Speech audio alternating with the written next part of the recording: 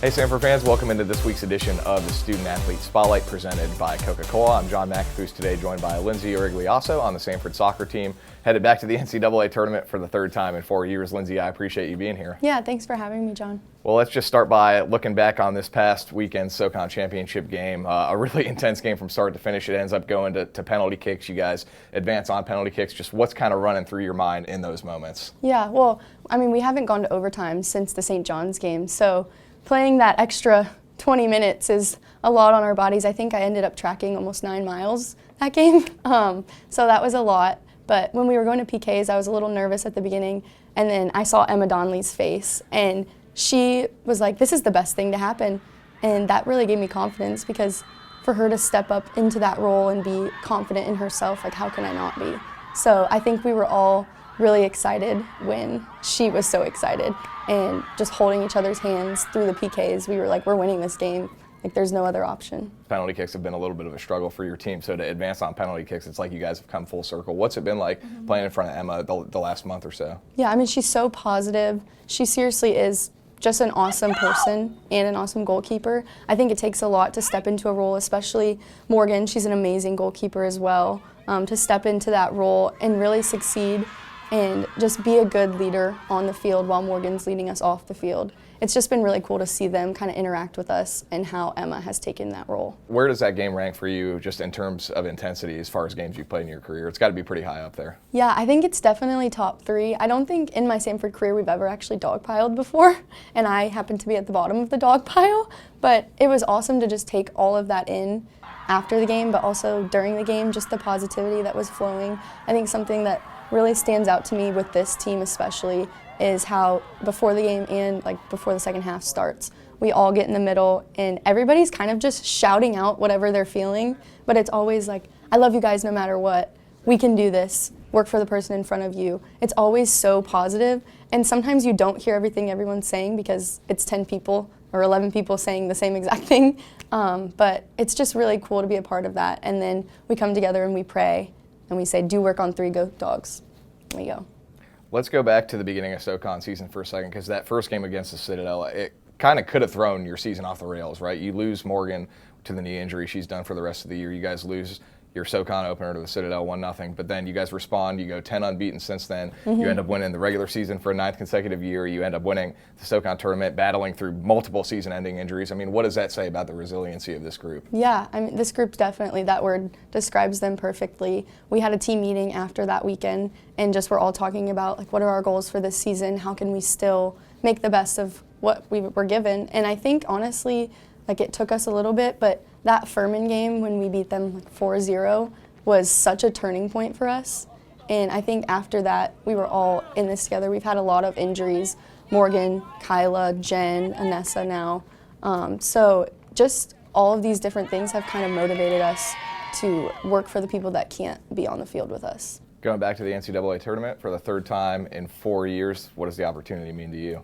Oh gosh, well, Coach always says only 7% or even less than 7% of NCAA student athletes actually make the tournament. So to be able to do that 3 times in the last 4 years is pretty incredible. But I mean, if you look at it, only us and Furman have been in the last 4, and maybe us, Furman, UNCG in the last 8 to 10 years. So just that number, like, that's so significant, and to be a part of something like that is truly incredible, and it's putting Samford on the map. I think it really shows what we've done for this program and what the people that have gone before us have done.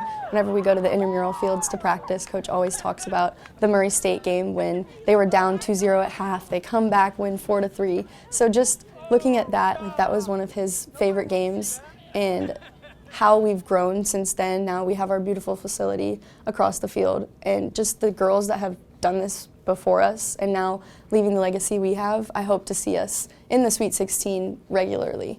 What was your first reaction when you saw that you're headed to Athens to play Georgia in the first round? Yeah, I mean, I was excited. We played Georgia in the spring, and that was a good game. I mean, they're a good team, but I think that we can definitely battle with them, so I'm glad that we have this opportunity to play with them, and I just am excited to see what this team can do. Well, the whole back line obviously has been great all year, as you guys have been the last several years. You've had another outstanding season. I think anyone that's watched Samford or really the SoCon would say you're probably the best outside back in the conference. But You got snubbed from the All-SoCon team a little bit. I know you're more concerned about the team and winning and going to the tournament, but does it give you maybe a little bit of extra added motivation to know that you were not on the All-SoCon team? I think it does give me more motivation, but I do think that the way that the team reacts, like Whit, Taylor, and Kylie, they all were so amazing. They always give back to the team. It's a team effort. The team helped me win these awards, so it's not really focusing on those individual awards, I guess. When I see it in that light, it's more so how the team has helped us move to where we are. So I think that's really unique about us as well. But definitely, I would say some motivation behind it as well, but honestly, just in the end, motivation to do good for the girl next to me. I usually start with this question, but we're going to end with it this time. What was it about Samford that brought you here during the recruiting process? Yeah, so Jay actually came to one of my practices, my club practices, and I had talked to him a little bit, but I didn't really know what Samford was at the time. And then I was supposed to go on a visit at another SoCon school, just a particular weekend, and I had told my club coach, like, I think I'm going to go look here instead of going to Samford. And he actually showed up to my house and was like, no, you're going to Samford. And so I said, okay, like, we'll make the trip down to Birmingham. And I came on campus as soon as I met Coach, as soon as I actually wanted to be a lawyer at the time too. So I went to the law school. The school was absolutely beautiful. And the people were so welcoming. I was like, this is my home. And it definitely has lived up to the standard. All right, Lindsay, we're going to end with rapid fire questions. Some Okay. about you, some about your teammates. Okay. Okay, any siblings? No. Any pets? Yes, a dog. Any pregame rituals? I have to eat an Uncrustable. Really? Is that every game? Yes, Is and I that- have to wear braid. Has the Uncrustables thing been your whole career? Yep. Okay. Who would play you in a movie? Oh gosh.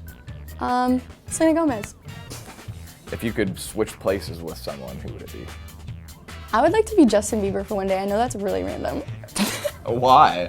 Why Justin Bieber? I've been obsessed with Justin Bieber since I was little. I went through a really weird phase where I had 56 posters and 3 cardboard cutouts. And my mom put an end to that. Any hidden talents? I'm double jointed and I can gleek. What's something nobody knows about you? I'm actually an introvert. Really? Yeah. That doesn't seem real, but okay. Like, I'm very shy if I don't know somebody, but I will try to put up a front, but I'm actually inside kind of freaking out. Best impression of Carl Giddy?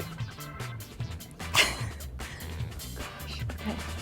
Best impression of Carl. Crack on. He says that all the time. Moving on to your teammates, most likely to win an Olympic medal. Morgan McCaslin. Who gets the most hype in the locker room?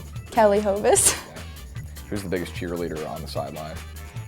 I gotta go with Kelly Hovis again. Yeah, okay. Biggest comedian? Probably Leighton. Biggest trash talker? Kelly Hovis. Does anyone on the team have a good impression of Coach Yelton? Again, it's Kelly Hovis. Is it? Yeah, she actually dressed up as him for Halloween. Love that. And she came in with the stats sheet, and she was like, Caroline Donovan, you only made 40% tackles. Who's got the best fashion on the team? Probably Gab. Okay. Gabby Liddell. Most likely to be a social media influencer?